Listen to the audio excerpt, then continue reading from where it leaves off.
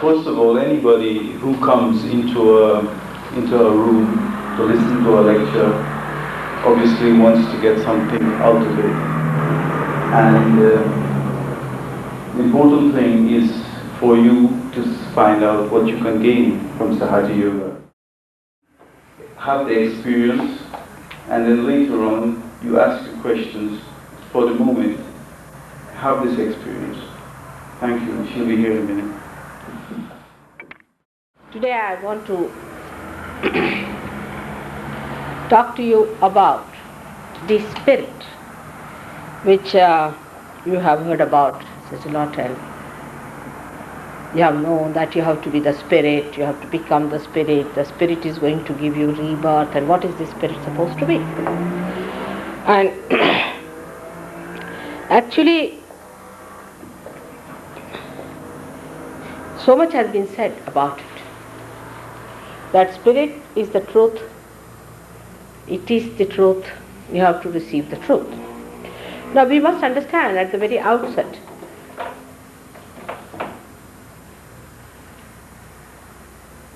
there's a big difference between something that is true and something that is truth. Like it's a true statement, it's an adjective. True is an adjective. It's a true statement that you have to become the spirit. It's a true statement that you are to be born again. It's a true statement that spirit rules everything. It's a true statement. But it is not the truth.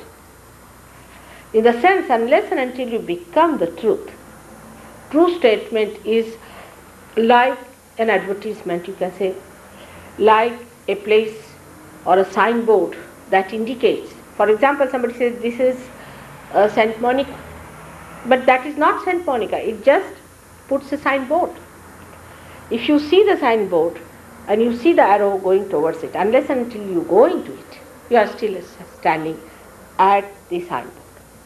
And this discrimination we should understand very clearly, that the truth is the thing that you become, and true is the thing that indicates towards it. Many people believe that if you read about the truth, you become the truth. They talk like that. I mean, mostly ego-oriented people I've seen. When they start talking about Gita, they think they have become Vyasa or they have become Gita themselves. To become truth is different from just talking about truth, relating to it, saying something about it. To be the truth is the main thing, which is the same thing. If I tell you about the truth, you don't become, you have to become. But in any case, I will try to describe, because so many of you have felt the realization, have got Atma Bodha, the awareness of the spirit, and that's why I wanted to speak about it today. It is said that truth is the spirit and spirit is the truth. The rest of it is just an illusion. Or the Brahma, the all-pervading power, is the truth. Now, what is the relationship between this all-pervading divine power that you feel and the spirit within you? Spirit within you is the reflection of God Almighty, who is a witness and a spectator of the play of the divine power, which is his power. So now we have three entities, if you see it clearly. That first of all is the God Almighty, we can say. Then his power, the power of his love, which has another entity. And the spirit is the reflection of that God Almighty within us.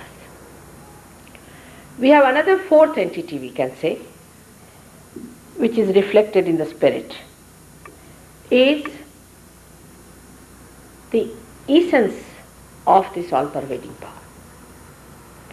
That essence and this spirit is the same thing.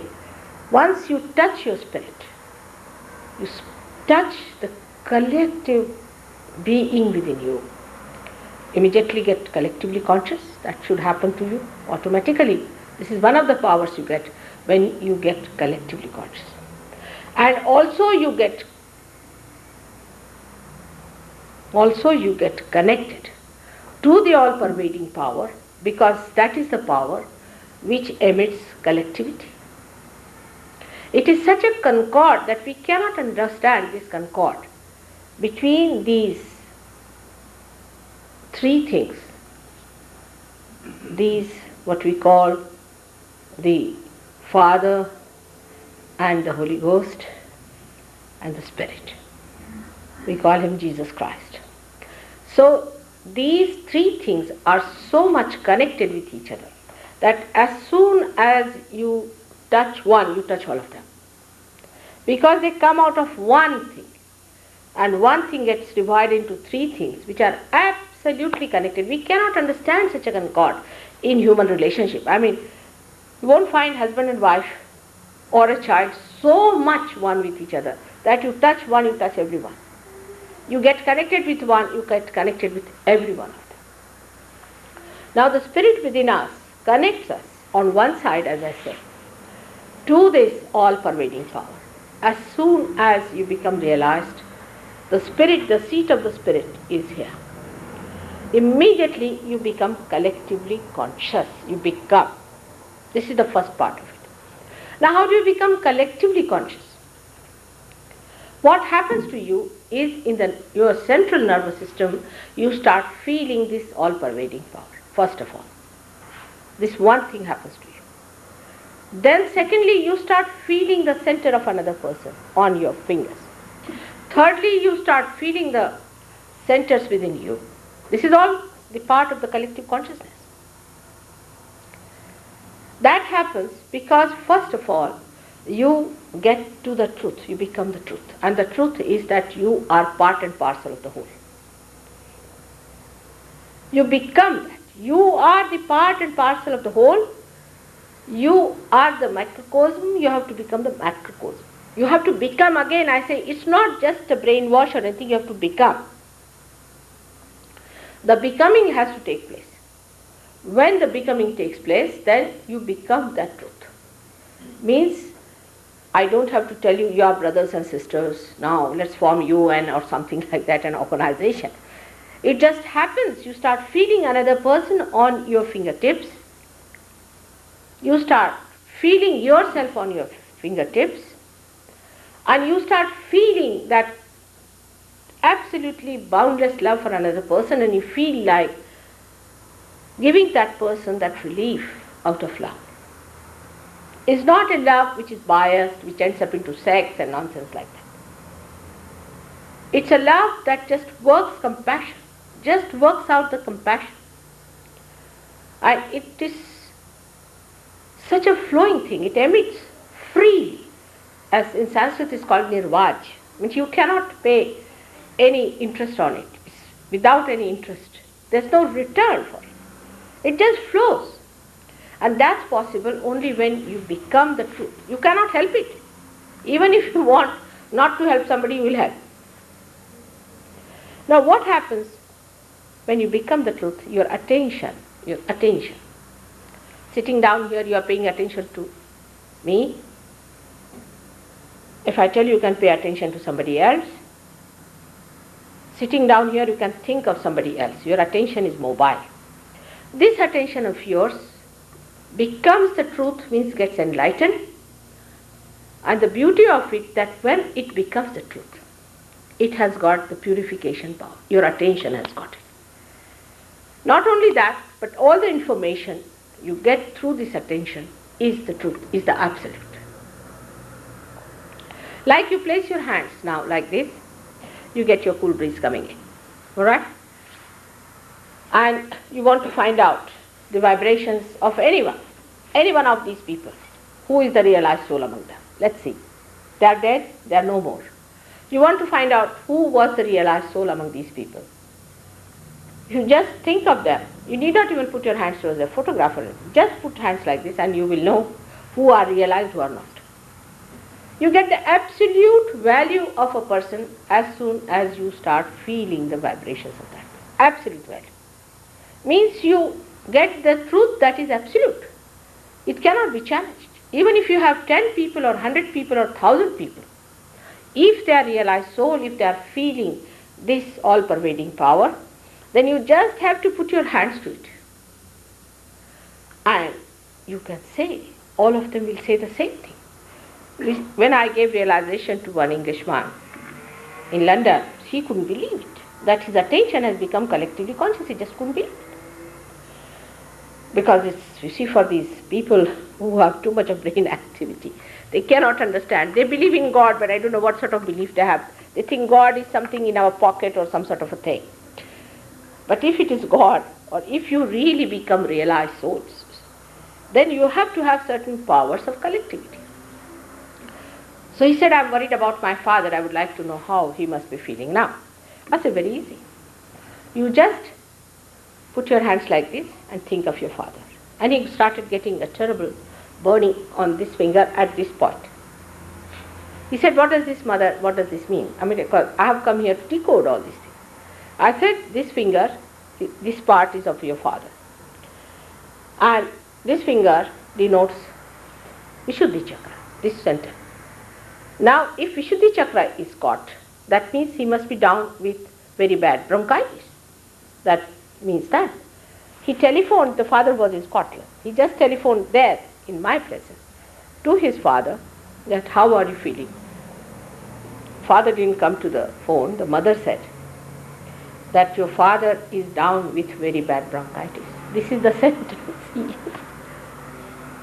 Can you imagine? You could get the information all the way from there. Now, nobody can believe it. Not only that, but sitting there, one can cure also that bronchitis. So the truth, not that you get the absolute answers, not only that, but you can work it out with that purifying power that your attention has got. The other day I told you that if you take a television set, say to India, where people in the villages have not seen this, they'll say, what is this, just a box? But you put to the mains, they will see the fantasy of it, the fantastic way it is made. You are human beings who have made this box of television, so how great you must be. The one who have created all these machines must be something great inside. But we have no self-esteem. And when it happens, we just can't believe it. We have no faith in ourselves. Leave alone faith in me, but you don't even have faith in yourself. And that's the big problem that puts a barrier between you and the truth. When you become the truth, then you start understanding what is good and what is bad, what is real and what is unreal. Yesterday you saw one gentleman who was here, who is running a big foundation. I don't know how he runs foundation in this place. I mean, he has no brains at all. I don't know how he is managing Americans so well, and somebody told me he's minting money here. I mean, the one who was here, you saw him with the dressed in the kashaya, orange dressed fellow who was here. He's got a big house in Beverly Hills. He's minting money. He said, why do you talk of truth and all that? Just start some sort of a foundation, you can make lots of money. He's minting money here, and people go to such people very happily. And he said all the rich people of Beverly Hills are visiting him and he's making a big money, and he calls himself as a foundation. Now, the thing is, you have to know, because you have no discrimination. You don't know. You are taken easily by a person who has a circus. I don't know what impresses you so much. See, somebody is a person who wearing those dresses. Why should it impress you? It's such a superficial thing. You can get it colored in India only for 2 rupees. It's not difficult to get these colored clothes. I don't know what impresses you people, what makes you. He said, I am charismatic. He thinks he's a charismatic man the way he is minting money, and he'll mint money here, no doubt. He's already bought a house in Beverly Hills, so you can imagine what sort of a thing it must be. Now, all these things happen because you have no discrimination. Now, discrimination could be logical to a point. Logically, you can reach at a point, but still it is indicating towards the truth. You don't become the truth. But when you become the truth, even a child, when he becomes the truth, He can say this is so and this is so. Even a little child can say so. He does not have to have too much of logical sense or anything. He can say that this is a thug. He can make it out from the vibrations. He is a thug. He is good for nothing. He is a thief. He can immediately say that this is what it is. But you cannot, because you are ego-oriented. Anybody pampers your ego, all right. Or somebody who mesmerizes, very good, he's a very nice man. Like somebody told me yesterday that I went to this man and he just pushed my eyes inside and it pained me a lot, and the whole thing was, and he said, this is the knowledge, this is the knowledge, this is the knowledge. Now what is the knowledge? I mean, what is the knowledge in it? The knowledge is that you become. Then I don't have to tell you, you just start feeling it. You become the knowledge. I mean, like this, the discrimination has to be a part and parcel of your awareness.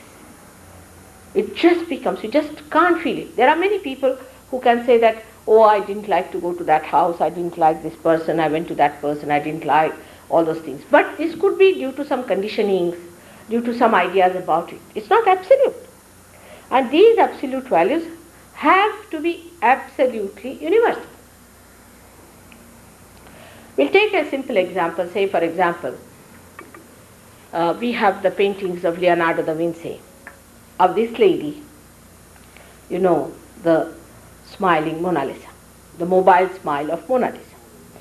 Now she is appreciated all over the world. She cannot be compared with any cinema actress or anything. She is a very different type of a person. Now if you see the vibrations of that picture, you feel there are vibrations coming because it suits your spirit. That's why she is universally liked. Your ideas of beauty and all that may change, but the spirit doesn't change. Anything that gives happiness to your spirit is eternal. And that thing, when you start feeling, then only you can say that my judgment is correct. Before that, it is either ego-oriented or super-ego-oriented. Means either it is you speaking because you are an American, you are used to a kind of a thing, that's why you like it, or maybe I am an Indian, I like a particular thing, I am this, that's why it is happening. But absolute is universal. It's an universal character. It could be anywhere. It's just the same. It's just the same that a particular thing is universally having that coefficients which emits vibration. When a person is realized, the whole being changes. Complete change takes place in that person. And the whole body frame, everything is so made that you start feeling the vibrations from that person. First time a human being really enjoys another human being like a flower, fragrant, is after realization. Before realization, he cannot enjoy another person. And then it becomes a beautiful work to give realizations to others. Because when you see a person becoming his realization, you feel as if the person has blossomed into that beauty. You enjoy that person. There's no question of then hatred.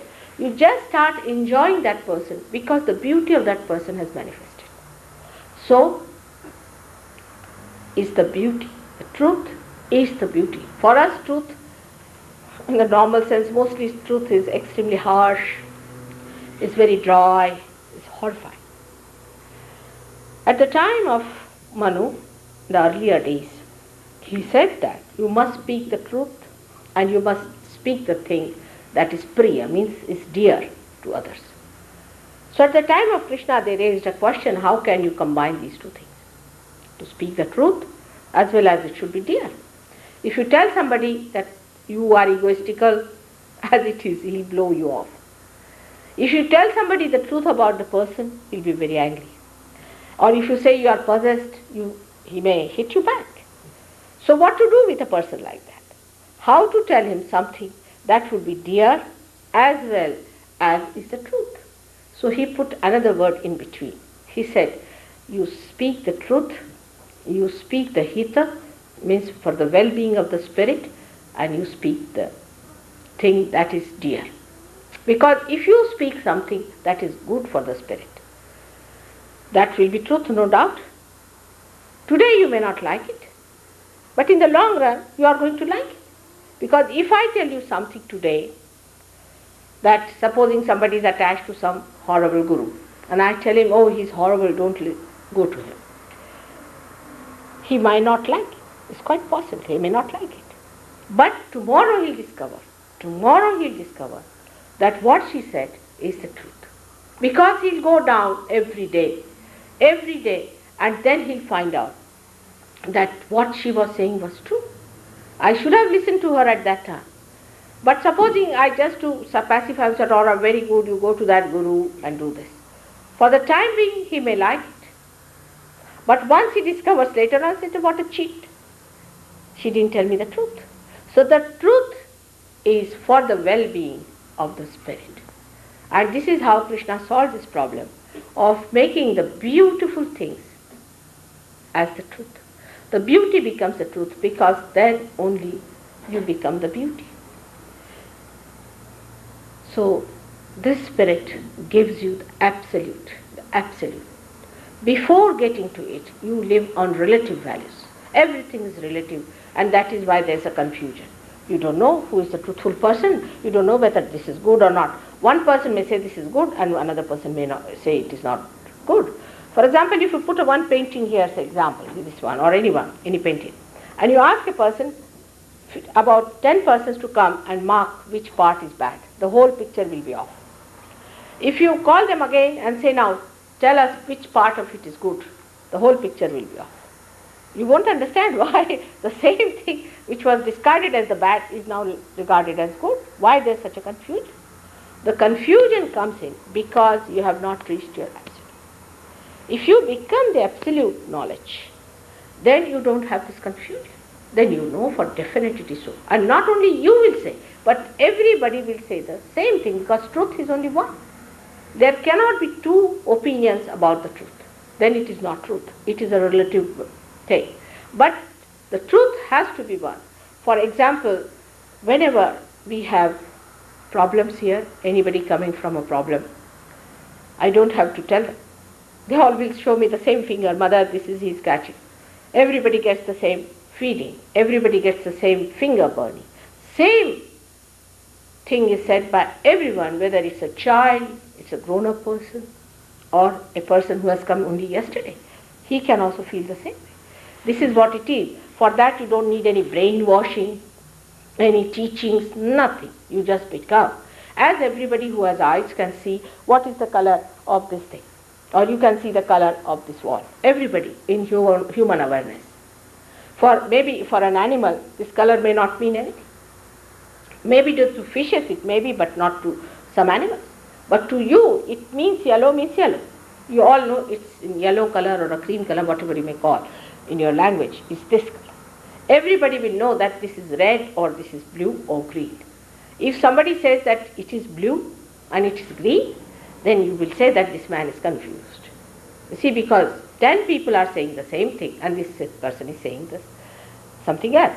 So as far as our sense organs are concerned, we know about them. Whatever we know is the truth. Like if it is hot, it is cold, we know. But after realization, we go much deeper. Our sensation becomes, our sensitivity becomes much deeper. And we start feeling the deeper side which we cannot feel with our sense organs. This is the point, is that you don't know these things before realization. After realization, you start feeling them, the deeper part of your being. And that deeper part of your being and of other people is felt because you become aware of it. So spirit gives you the truth. You become the truth because you become one with the spirit. This is one quality of the spirit. Now, as I told you that your attention becomes effective, it becomes the truth, it only picks up the truth and it accepts the truth. As you grow, you would not like anything that doesn't give good vibrations. I don't even tell people that you don't do this and you don't do that, because if you tell them before realization, they may not come to realization. But after realization, you just discard. Automatically they are discarded and you get finished with them. So this gives you the power. The truth gives you the power, the willpower to stand on your own feet and to take a stand as well. Like Christ, you see, when he saw this lady, Mary Magdalene, who was a prostitute, and Christ had nothing to do, a saint has nothing to do with a prostitute. I mean, there's no relationship that exists in a way. And when he saw she was stoned, he stood up, he took a stand. And he said, those who have not sinned can stone at me. Such people, when they have the truth has that strength that you take up a stand. You take up a stand.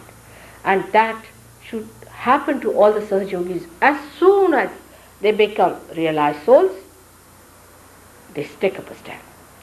But some people start confusing those who do not want to be the truth, can confuse it with fanaticism. Now then we see it so clearly that how a fanaticism is different from a realized soul's stand on the truth. Now supposing you have eyes and you can see this whole thing looks like a cord. You know this is a cord. But a person who doesn't have proper eyes, who is confused, may think it's a snake crawling in.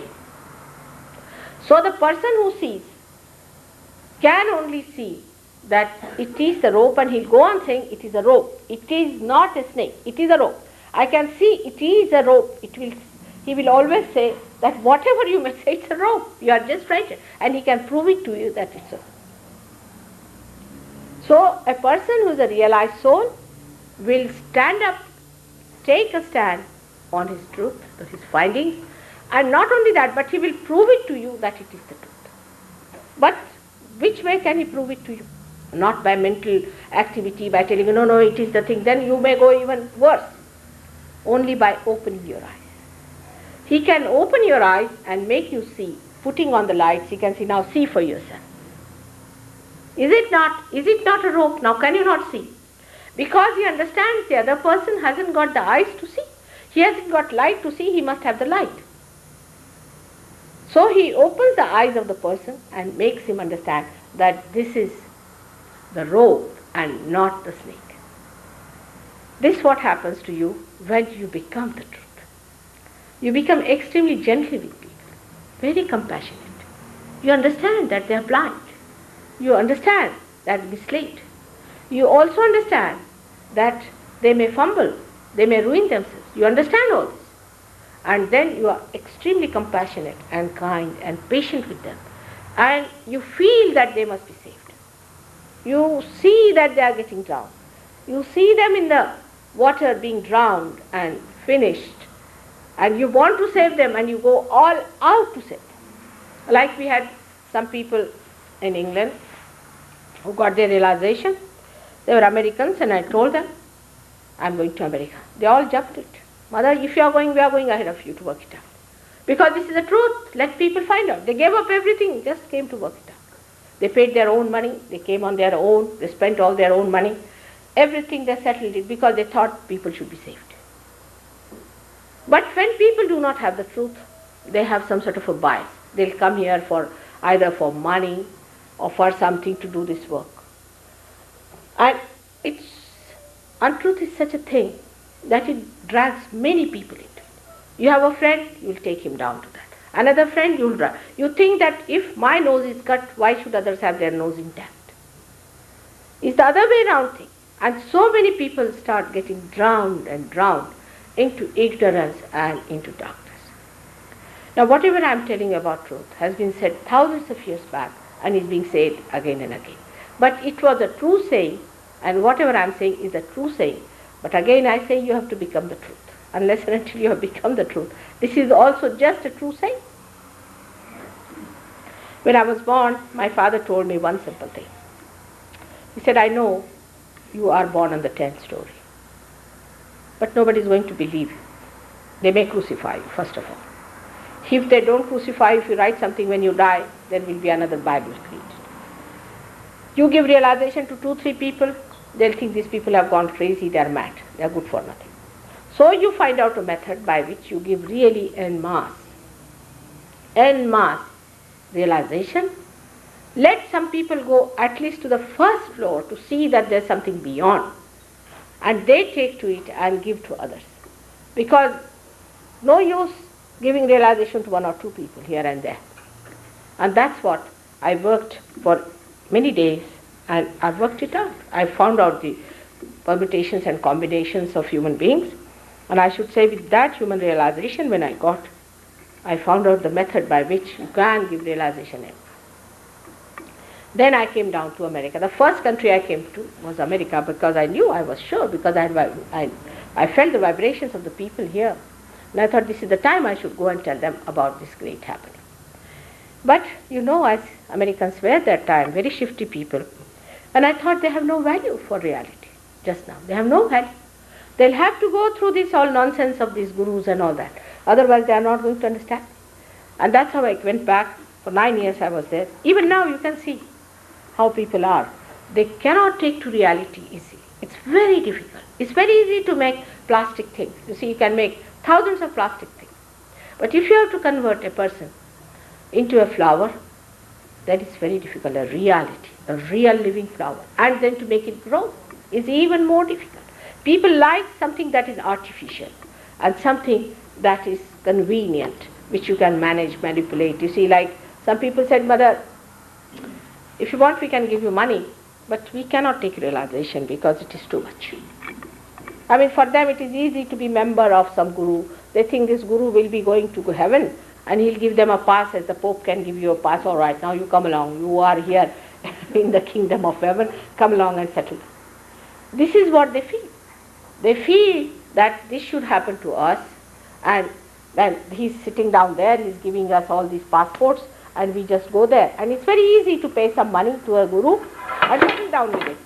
And this is kind of a thing when it happens. Then people get more and more of these people, and they start evading the truth which one has to be, which one has to become. But this truth, the spirit exists within us. It is there.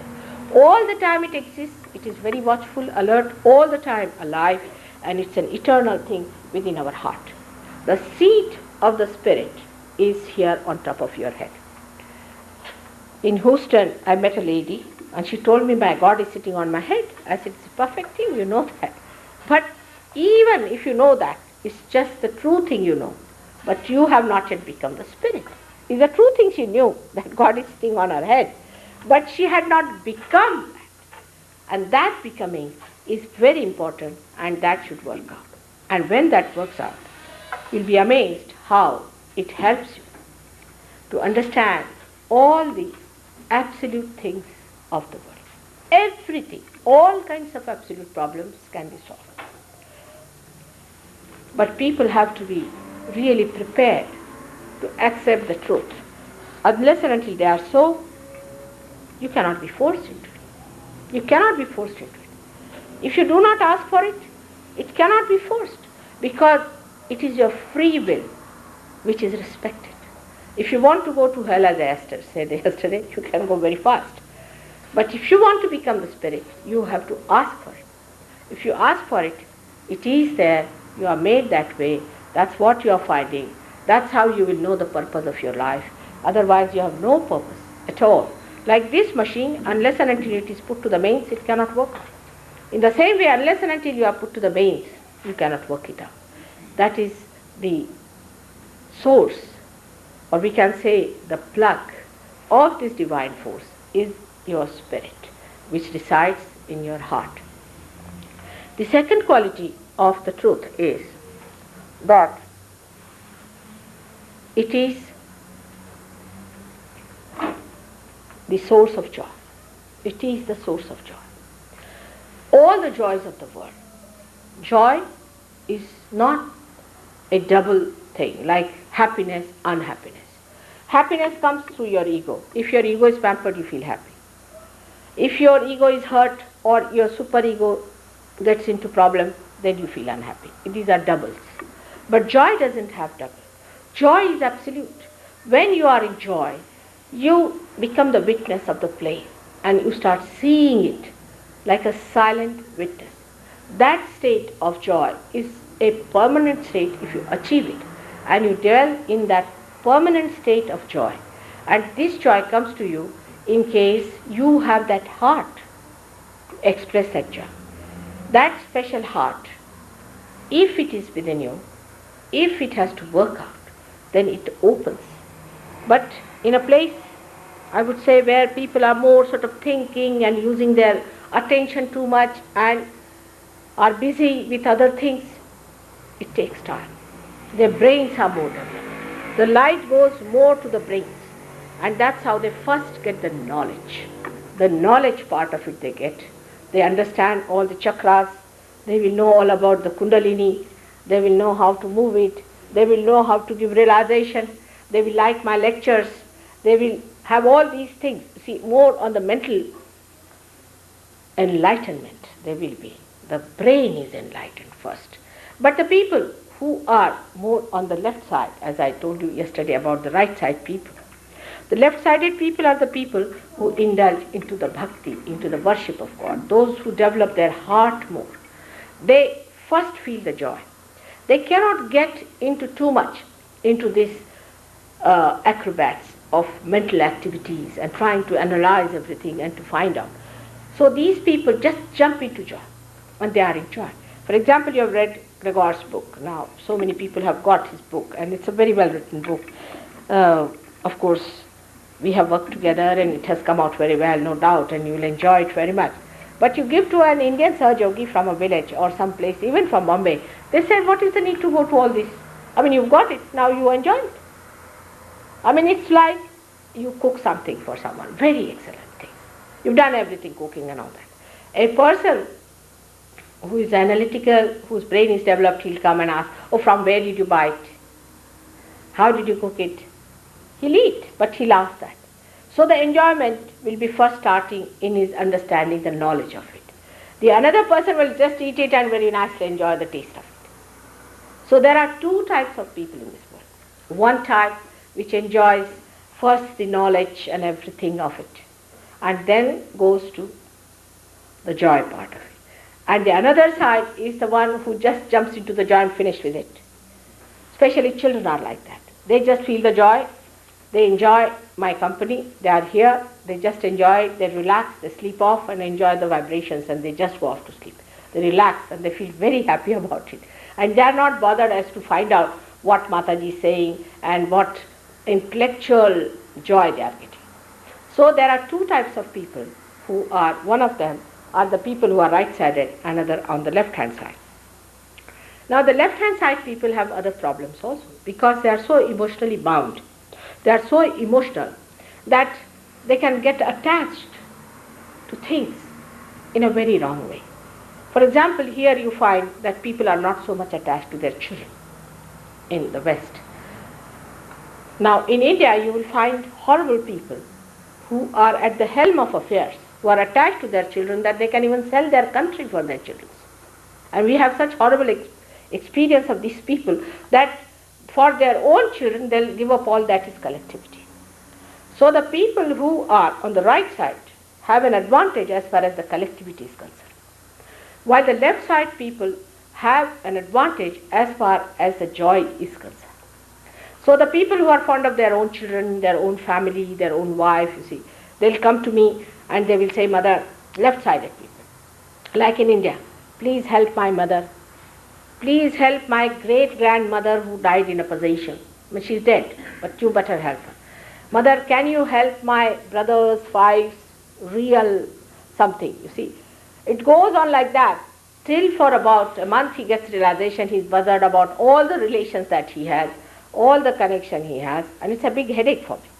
They'll say, why don't you come to the hospital to cure my sister who is very sick?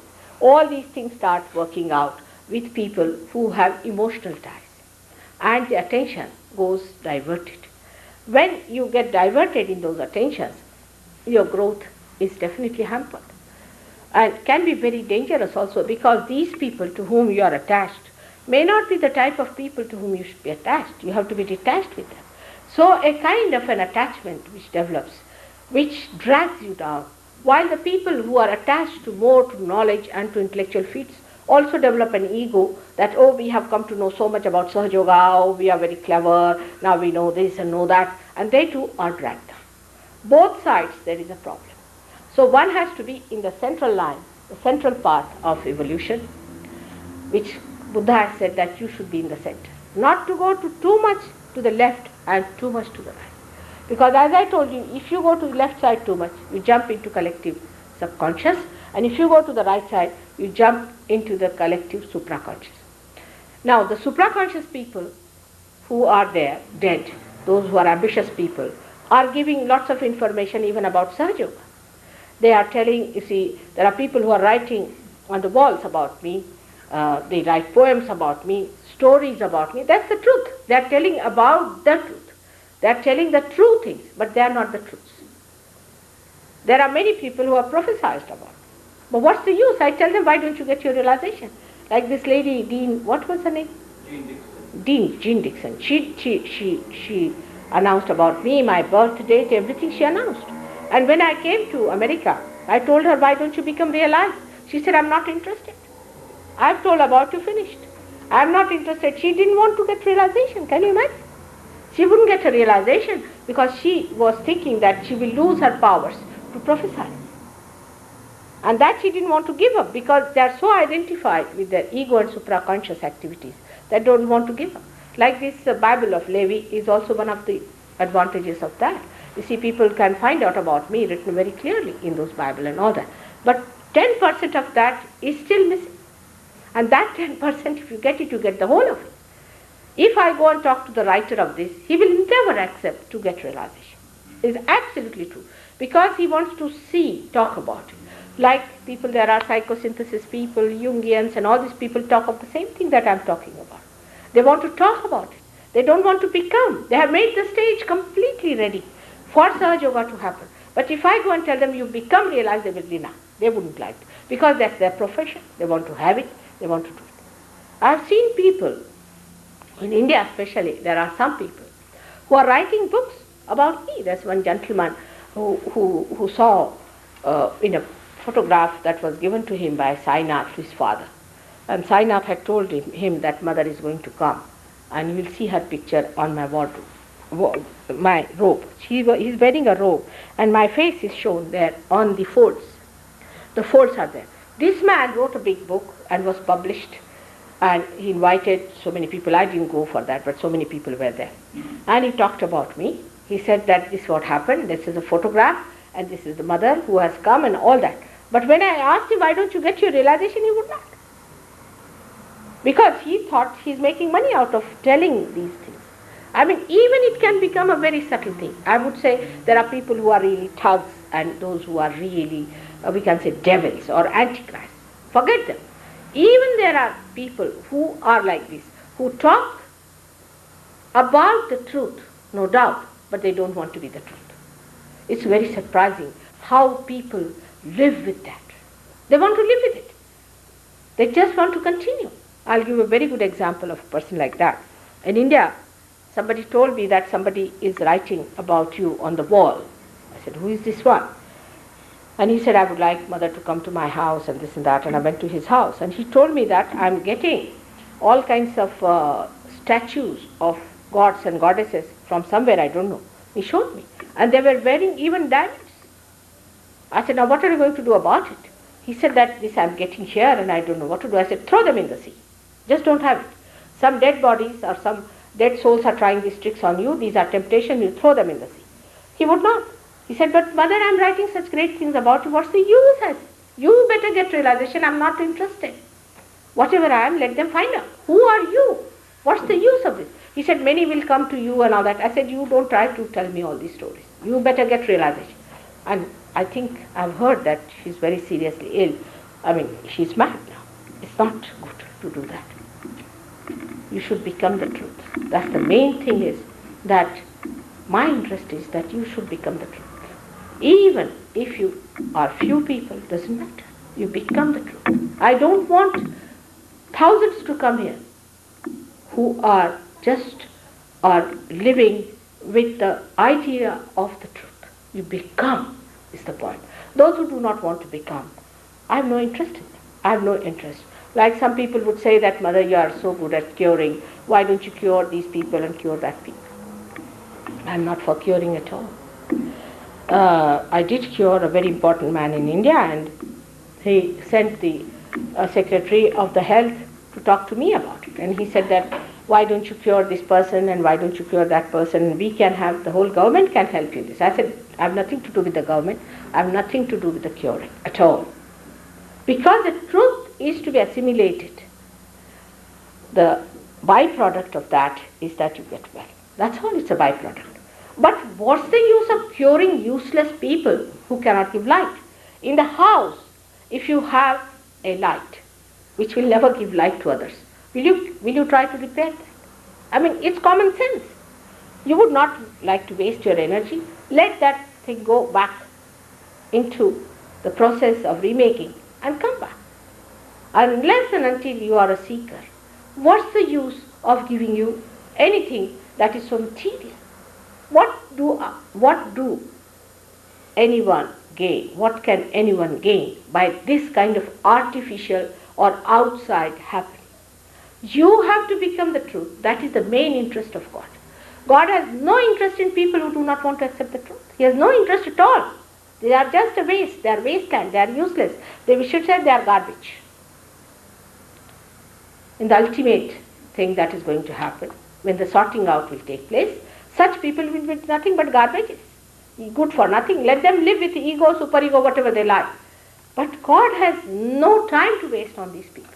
He is not interested. Maybe, as we can see, that Sahaja Yogis are very difficult to get into. In London, I worked on 7 people for 4 years to crack their heads, but now we have thousands in London, no doubt. And English people have that innate scholarship with which they have understood it so well. And I'm happy it is establishing so well in England. Say in America, if it establishes well and good, it has established in Houston very well. If it does not in Los Angeles, it's all right. One is not bothered. It's the only thing what one can do is to work it out. If it doesn't work out, you are not bothered about it, because what can you do? I mean, you cannot make a person enjoy some food that you have given. The enjoyment must come from within, from that person. You cannot just say, now you enjoy. How can you? Unless and until you develop the sensitivity. If you do not want to have the sensitivity of enjoyment, you cannot force people about it.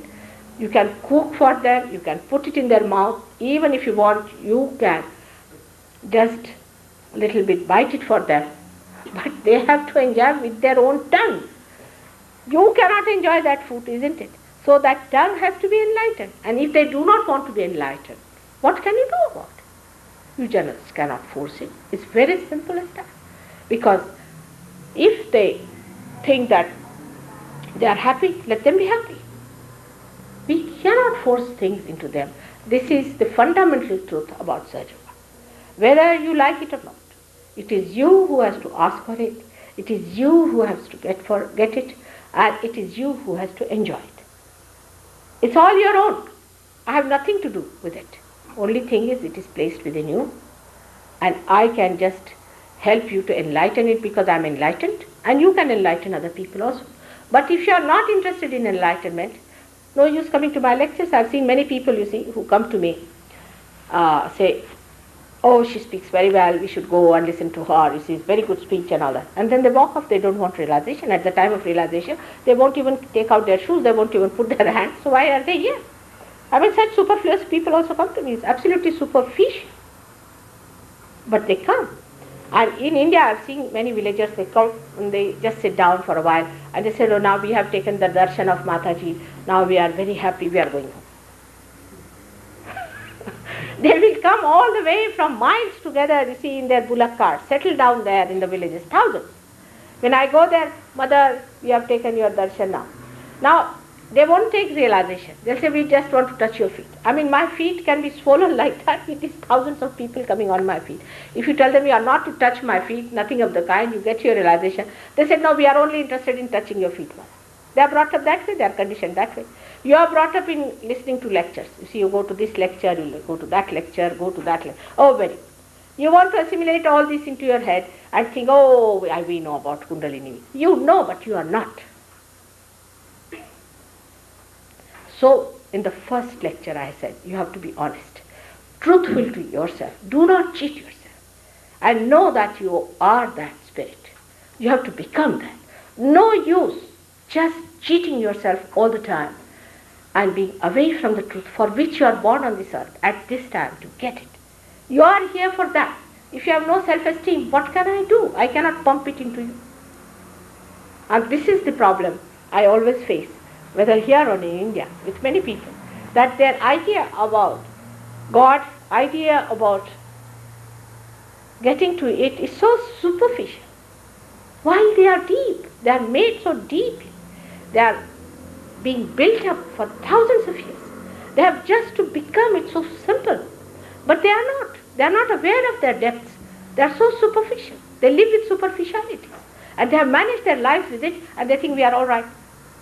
This is the way people look at it. I want you to be aware of that depth, but not mentally only listening to me, oh yes, mother said so. You should get it. That's my anxiety, that you should get it, and you should get to it. If you don't want to have it, I will be the last person who will say that I can do it. I cannot. I'm sorry, I cannot. First time when I came to America, and there was a lady who came with me, traveled all the way, and she called her son from Honolulu. She had only one son, and he came to me, and we tried to give him realization. He couldn't get it, just couldn't get it. This lady said, Mother, all the way I've called him from there, I came only for his sake. You see, as it is, Indians are very attached to sons and things and that. So you must give him, and you must do it, and you must... I said, but how? You give it. You are a realized soul. Why don't you say that he's realized? She said, how can I say he's not giving any vibrations, he's not a realized soul? How can I give a false certificate? So I said, that's what it is. If he doesn't get it, he doesn't get it. He may be your son, he may be anything. What can I do about it? It has to work out, because there is no seeking. The problem is of his seeking. She said, he's a very good man, he's a very dharmic person, he doesn't do anything wrong. I said, it makes no difference. You must have the seeking within you. Even a person may have done mistakes, may have done anything, but if he's a seeker, if he's a true seeker, he'll get his realization. But there are many people in India who never drink, never smoke, or eat vegetarian food. You see, they put their eyes on the ground. There are many like that. But if they do not seek God, and they are just satisfied with these virtues, they are only at this point, which is what you call is the void, is the center of it, where the dharma is there, balance. They are just balancing. Still they are balancing. They have to rise.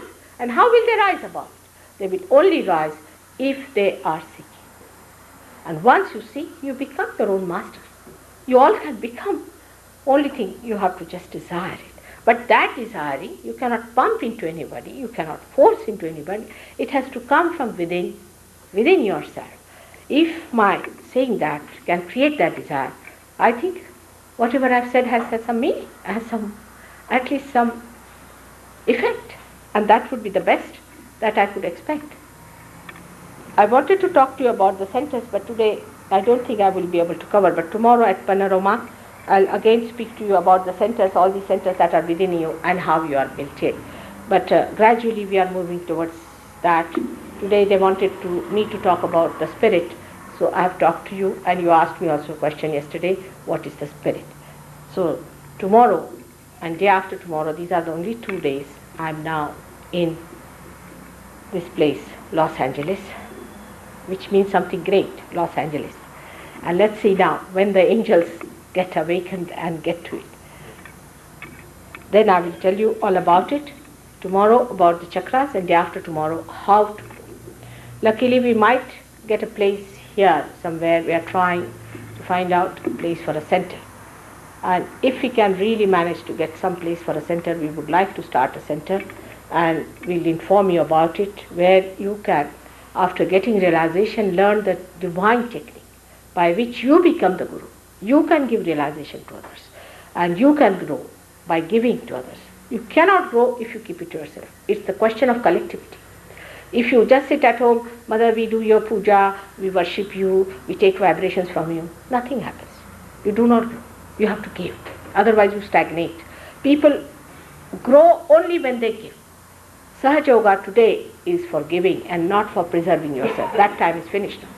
You have to become a complete capitalist in the sense that you know all your powers, and you have to be a complete communist, that you distribute it. You cannot enjoy it. You cannot grow unless until you give. So it's such a combination it is. And this is what is. The artificially, we are doing politically these things. Artificially it is. But inside, when you become that collective being, all these artificial things find their meaning. May God bless you all. You can ask me some questions and then we'll go for our realization.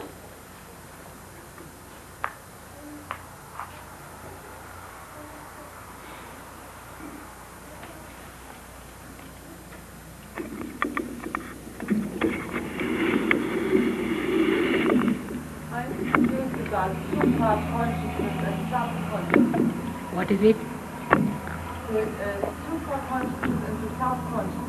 She'd like to know a little more about the supraconscious and the subconscious. Collective subconscious is on the left hand side. You see, now you can see from the character of a person on the left hand side. The left-handed person is a person who is emotional.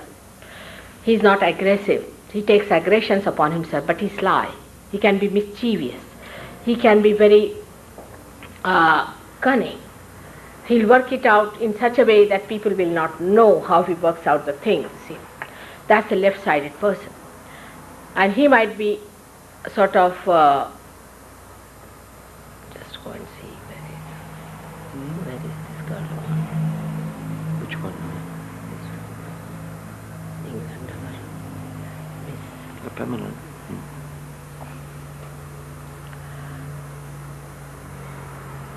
So the supraconscious is the other side of it, is the right side of a person, is the right side where a person aggresses. Is all right? Is all right? Or she aggresses, or he aggresses the other person, and he doesn't feel any harm from it. When you go to the collective subconscious on the left hand side, the entities from the left side who are sly, who are busybodies, who want to show off, you see, in a way, can enter it, can possess you. They make your body pain, you get pain here, you get pain there, you get all kinds of things like accidents, all such problems, even cancer. Cancer is only caused by that.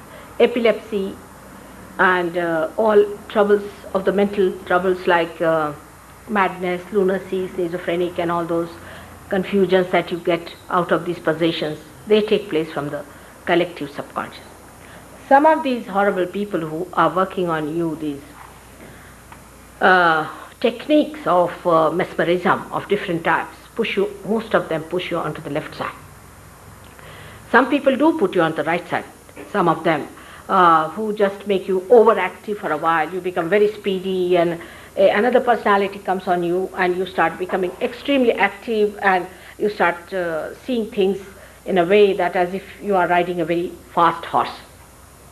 And this happens to you, you become very successful also sometimes for the time. But then you are tired because one horse is carrying two personalities. There could be 10 personalities. You get tired. By the time it is about 3-4 years, you start shaking, rattling, you get troubles from the nervous system and could be very serious for people. Now the collective subconscious people, as they enter into you, I mean, even I would say alcohol can take you down there to collective subconscious. All these, so many drugs also take you, but not LSD. LSD takes you to the right side. But so many drugs can take you to the left side. And if you are driven too much into it, then you get possessed and you get confused. Right hand side movement in the supraconscious gives you illusions, hallucinations like LSD does. And if you go further with it, and further with it, like I would say, there were supraconscious people in South America, very many. I went to Colombia and they used to use a kind of, even now you are getting them imported from Peru, this stuff they called ambrosia, is a kind of a LSD of a very fine quality. They used to take that, and with taking that, you see, they had a special type of a thing in which they used to grind it and take it. By that, doing that, they went into their ego, projected their ego too much to such an extent that they could see things on the right hand side, like they could see the gods. And the most amazing thing I saw was that they had the Concorde as the emblem of their navy, Concorde. I asked them, how can you have Say Condor as the emblem of the Navy. So I said, how do you have Condor as your emblem? Because Navy has nothing to do with a Condor. It's a very big eagle. They said, our old people tell us that an Indian god, means from Bharat, from India, Indian god called Vishnu came on a Condor. Can you believe it? They get all knowledge, this dowsing business they get the knowledge about, say, the moon and the stars, and like Cyrus, see, they knew about it. They know all about these things, which are material things, and about the stars and the moons and the galaxies and all that, prophecies, all these things can happen to them, which looks like truth, which is truth, but the superficial level on the right hand side. The left hand side people can work out in a very subtle way. I'll give you another example how these left hand people work out. It's very surprising how they know things. They can read your mind, and they work out, they are very much concerned with each other. Like there was one gentleman who wanted to bring his friend for his treatment, who was suffering from some sort of a possession. And he went to receive him at the station, and he couldn't get him there. So he wanted to telephone, and he went to the post office to telephone. And in the post office, the postmaster himself was sitting. And the postmaster said that, why are you going to mother? She is doing very important work. Why do you want to trouble her? He was shocked. How did you know all this? He said, you see, this gentleman requires a lot of help. So I will tell you how to help him. There is a Ganesha's temple at such and such place. You go there and just take one coconut and give it in that temple, and this fellow will be all right. So he went with one coconut. He gave the coconut there. This fellow felt a little better, because he had a possession by which, you see, he used to get drowsy, he used to sleep too much, and used to feel very funny. So when this was cured, you see, the second thing that happened to him, that he started drinking, and drinking like hell. So they went again to the temple. He said, this time you better give Savatola of gold, see, to that temple. And the fellow got addicted to that. And this Sir Yogi also went down. When he came, I said, where did you go? Oh, he said, I went to that temple, Mother, the Sri Ganesha's temple. I didn't want to trouble you. Very subtle method. I said, really? I said, it was a wrong thing to do. And this fellow died of then heart. You can imagine. I mean, this is what it is. They are so clever, so cunning. And they know so much. I mean, you go to these gurus, beforehand they will know who you are. The ESP business, all these things work out through left side. I mean, I can write a book on this, left side and right side. The better thing is to read Gregor's book. He has written something about it. There's no end to it. But best thing for this to know is to really experience them and see for yourself what sort of people they are and how they behave under the influence of these things, and how they talk. They talk the same way, they behave the same way. It's very interesting.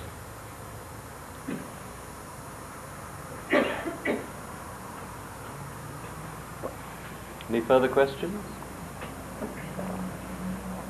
Yes. You mentioned about not only determining what the problem is with another person, but also being able to correct that problem. You mentioned not only about determining what a problem is with another person, but also how to correct that problem. Could you explain that? See, that I will cover up in the last lecture, all right? Because that's quite a big thing, how to correct others, how to give realization. We'll keep it all that, the workshop we can call it, the last day in Panorama, all right?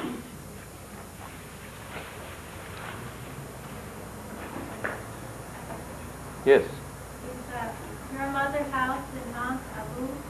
Sorry? Is her mother's house in Mount Abu? Is her house in Mount... Abu in India? It's true. Is your house in Mount Abu in India? It's true. She's recognized. You can find the answer. Shaptashumi. It's correct. She knows. I have houses all over my child. All right? See the vibration. 24. Can you recognize the face?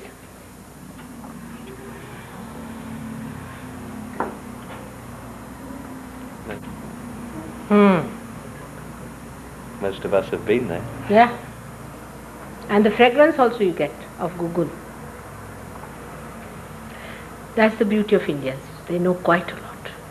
Easy for them to recognize me. See, they know all these things. While here people like some charismatic person, you know, who comes and makes you just blunt. Oh, he's charismatic. I don't know what appeals to people. I just can't understand. There's a guru who is only 5'4", I tell you. An ugly looking person. Absolutely ugly from every angle. And I have at least seen 10 ladies who came and told me that they are in love with him. He's only 65 years of age. And young ladies falling in love with him, I just can't understand. How can you be falling in love with him? We are just in love with him, mother. I said, all right, you go and love him. Stupid people, I tell you. With all this intelligence, how can you be like that? Stupid.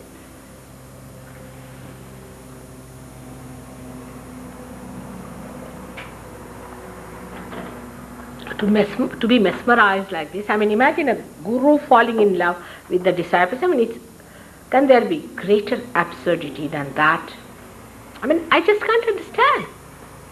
Like these nuns marrying Christ. I mean, this is really blasphemous. What do you think of Christ? His innocence, his purity. What business they have got to marry? They better marry some human beings. All sorts of things are going on in the name of God, I tell you. I just can't understand. How can you judge God that way? Yes. You must have some sense of purity, of holiness, of auspiciousness. But we are so mixed up, I tell you, so mixed up.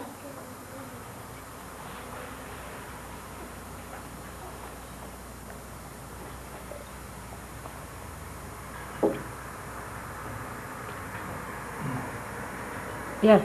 As to the fourth and fifth reading, are you going to continue here? I'm not sure. I heard you say tomorrow night. I will be in Panorama City. Oh. And you are all welcome there. Yeah, And 2 days we are doing their program. But I hope next year I'll come definitely here.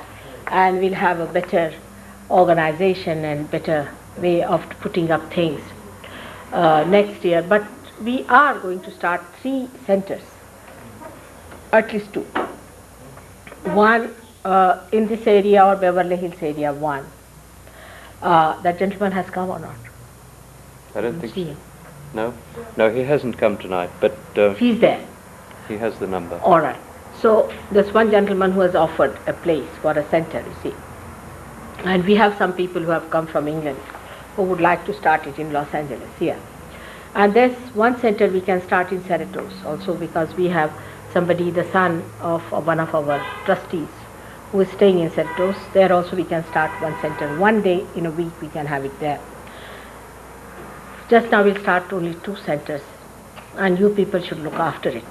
I mean, of course, there's no question of money or anything, but you have to go there, attend to it, grow, and they will have my tapes, and you'll have all the arrangements for you to receive all the information and knowledge. And also we have got a magazine from India. Have you got it? No, not here. Oh, we get a magazine from India which is also circulated. There's one magazine from Australia which is also going along. That's how we all get connected with each other. And the people from England would be visiting. They are very good. They are very well off now. I mean, they know such a lot about Sahaja Yoga. There are about 300 to 350 tapes of my lectures in England, which they would like to bring it down here. And we have 21 for them now, Mother. 21 they have got here, which we can copy. You can take the tapes with you. Also, you can copy them. You give the tape and tape it. I mean, only whatever is needed for the tape, you have to pay for the tape, you see.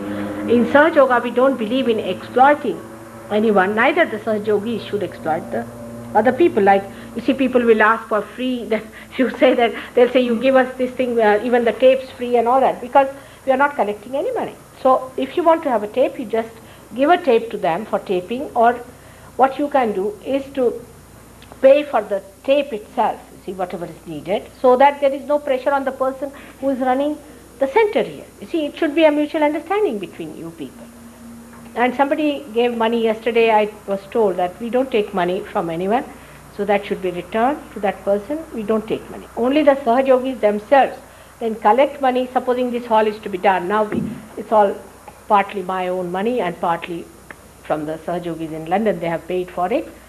But later on when I come, let Americans pay for a hall like this, and I can come here. I mean, you have to pay for the hall, not for me, but you have to pay for the hall.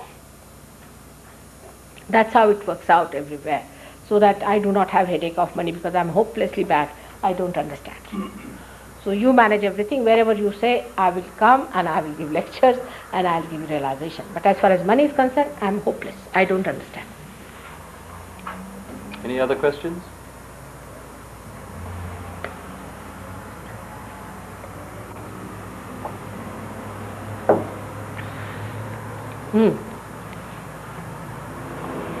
Good.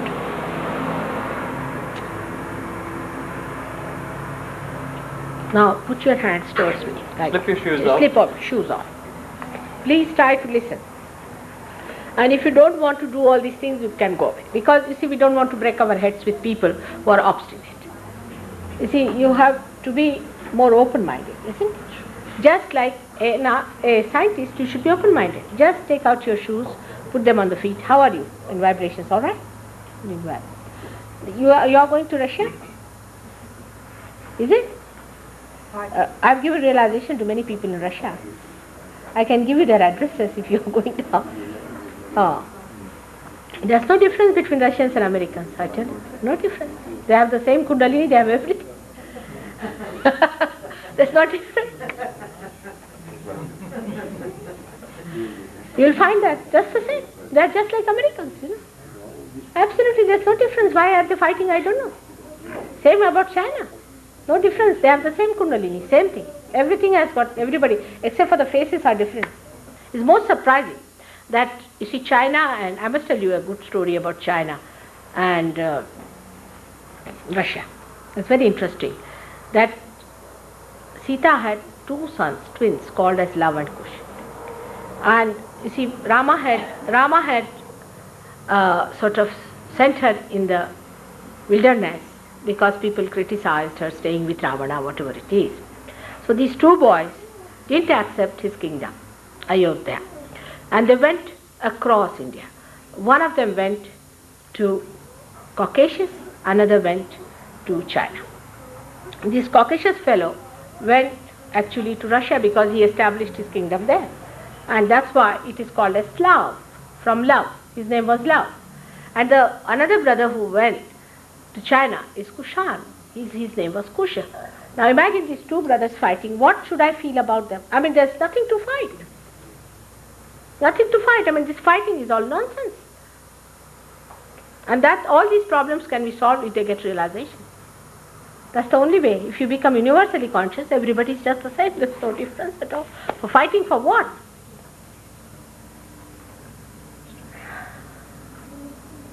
All this will end, I'm sure.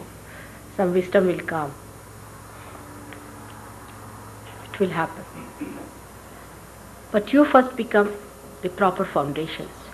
You have to be good foundations, solid foundations. Then one can work it out. Just one small thing, please. Before you go home tonight, we're going to pass around some notepaper. Please write your name and address and telephone number on that so that we can keep in touch with you and advise you precisely what's happening. You see, we don't yet have definite arrangements about a place where we'll be meeting, but we probably will be able to announce this over the next couple of days. So we dearly want to keep in touch with you and let you know precisely what's happening. So be so kind as to just give us your name and address and telephone number, and the people who are staying here to develop Sahaja Yoga and help you to grow will be able to at least contact you and advise you of the meetings and bring you together. I mean, these 2 days at least you make it convenient to come. That is important because I'm here only for 2 days. And gradually you will learn how to grow yourself. That I'll tell you day after tomorrow, all right? Are you feeling all right now? Better? All right. Put your hands like this. Both the feet on the ground. In these 3 days, how many people have felt so much better? So you can imagine how it is going to grow. In these 3 days only, so many people have felt so much better. The problem lies with the people who are very adamant. I don't know what to do with them. They are adamant, then you can't help them. Close your eyes, please. Please close your eyes. Just close your eyes.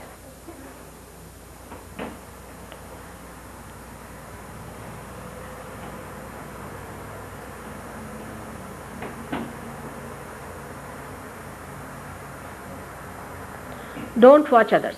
Just keep your eyes shut, because you have been watching others all your life. Now you better have it yourself.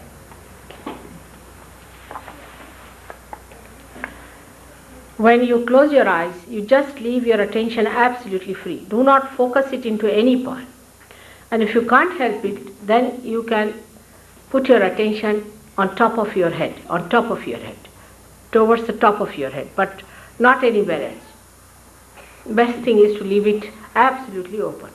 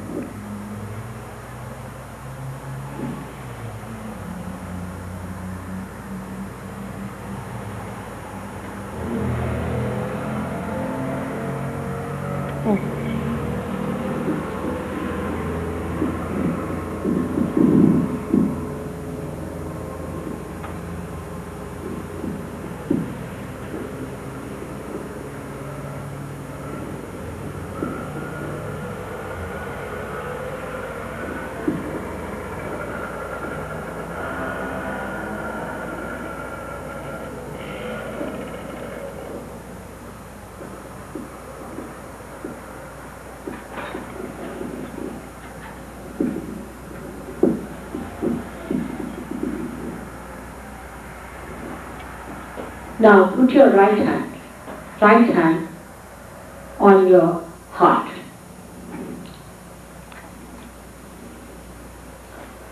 And just ask the question, Mother, am I the Spirit? Say it 3 times. Am I the Spirit?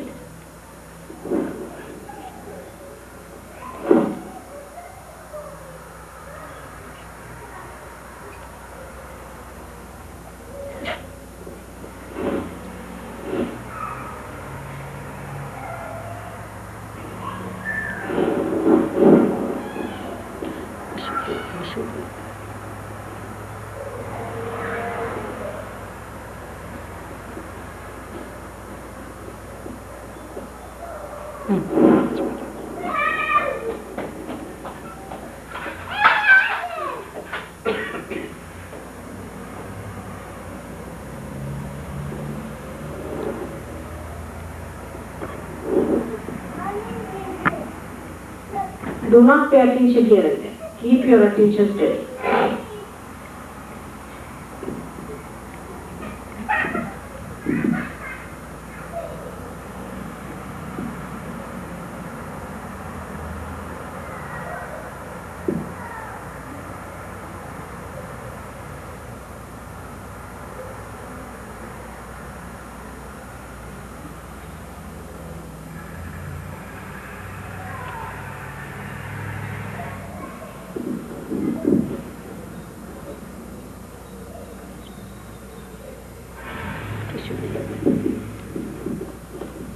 Put your right hand down below on the stomach, on the left hand side of the stomach.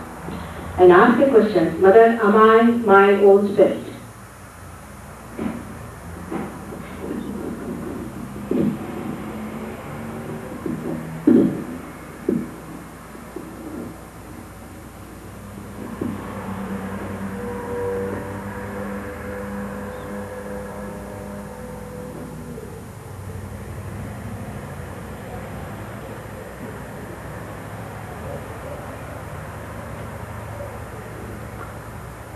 Put your hands towards me, please. Left hand. And ask a question again. Mother, are these vibrations from the holy breath?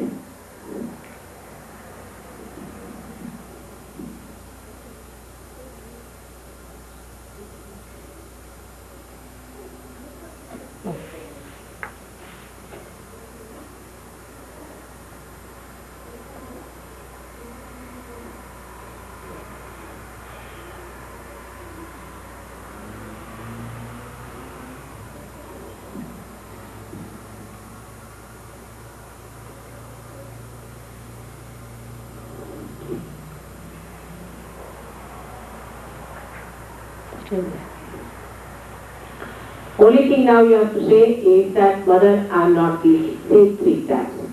Mother, I am not guilty.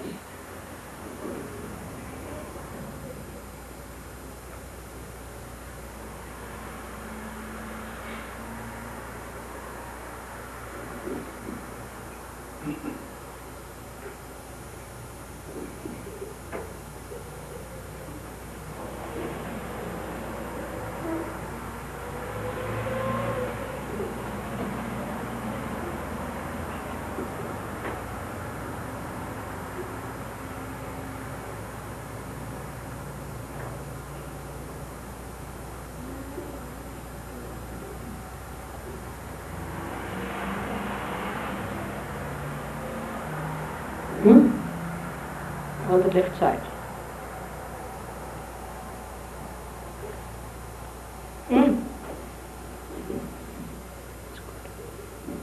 Now raise it.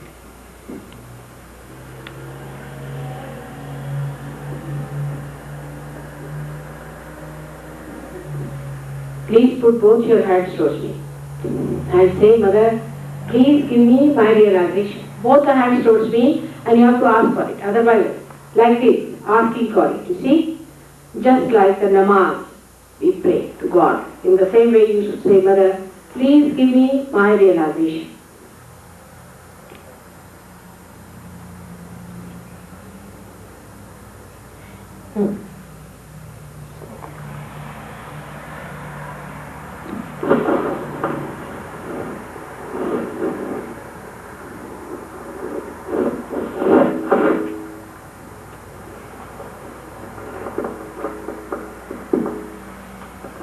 Do not concentrate it anywhere else.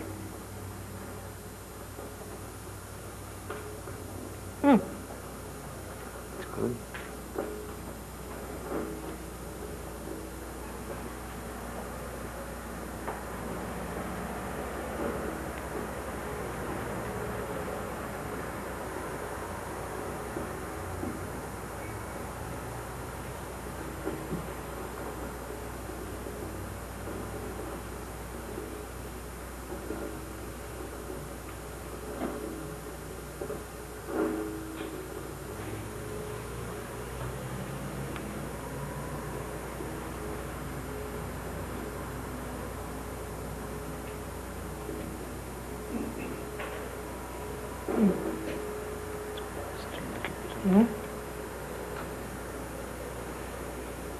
Left is Weak.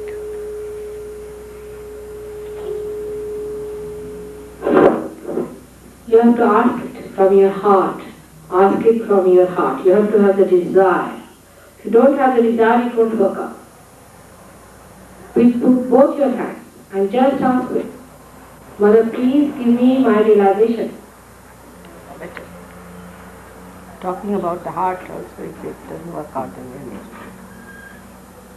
Our heart is weak.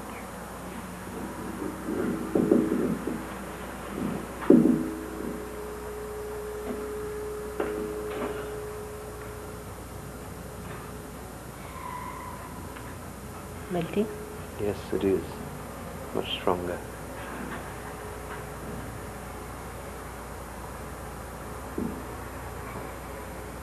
Ah, much better. It's coming up. Yes.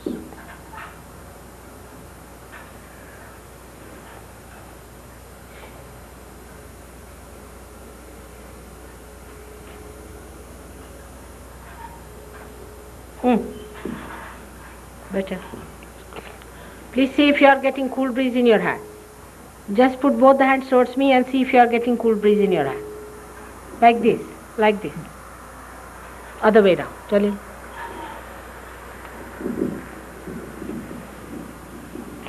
All right? I'm feeling cool breeze.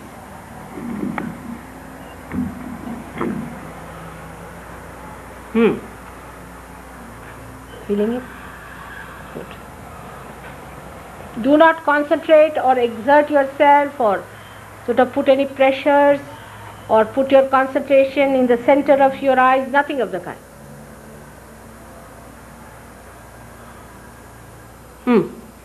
All right? It's balanced and it's flowing. Flowing now. You can go and see people if they have got it or not. Let the Sahajogis see others if they have got it or not, the vibrations. Are you alright? You're getting the cool breeze. Good. He baga ha grows. Sala baga. Just see, all of you should give, otherwise it won't grow. You must give, all of you must give. Pradhan.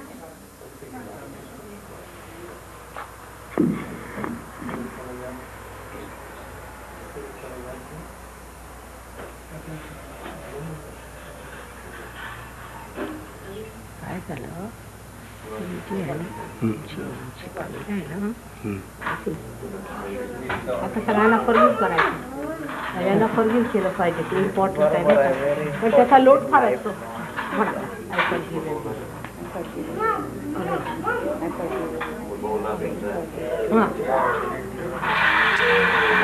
म्हणा या लागलं ना, आलं ना, चढलं वरती. आता बघा वरपर्यंत चढलं. चढवा.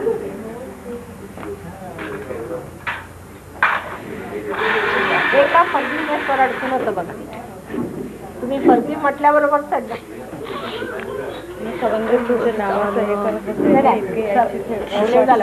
काय म्हणा की मी सगळ्यांना फर्गिव केलं, जगातल्या सर्व लोकांना. तसं लोड घ्यायचं नाही आपल्यावरती. परमेश्वराला बघू द्या काय केलं. तुम्ही काय लोड घ्यायचा नाही आहे की नाही. तुम्ही लोड तो घ्यायचा नाही. बस सारखं म्हणायचं आहे फर्गिव एव्हरीवन. पण लॉर्ड्स प्रेयर फार चांगली आज्ञा चक्राला. जर तुम्ही लॉर्ड्स प्रेयर म्हटलं की एकदम स्वच्छ तो आज्ञा. आणि forgive others and that's why God is going to forgive you. चढलं की नाही, एकदम चढली आहे की नाही. तर बरं आहे. हां झालंय हे. How are you? From where are you? South America. Really? How do you know about Abu? Sister Mohini. Huh? Sister Mohini. Sister Mohini. She's one of the beautiful sisters from Mataji. She was in New York.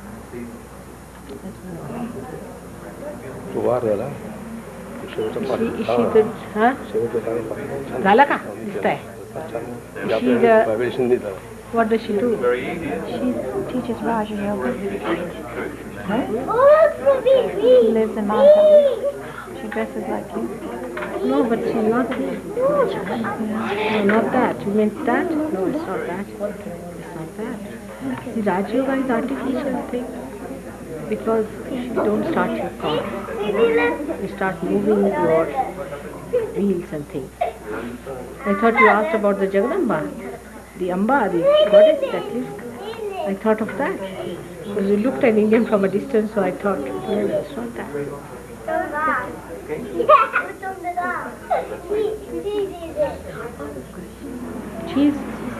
She meant about the Rajyogis. They start the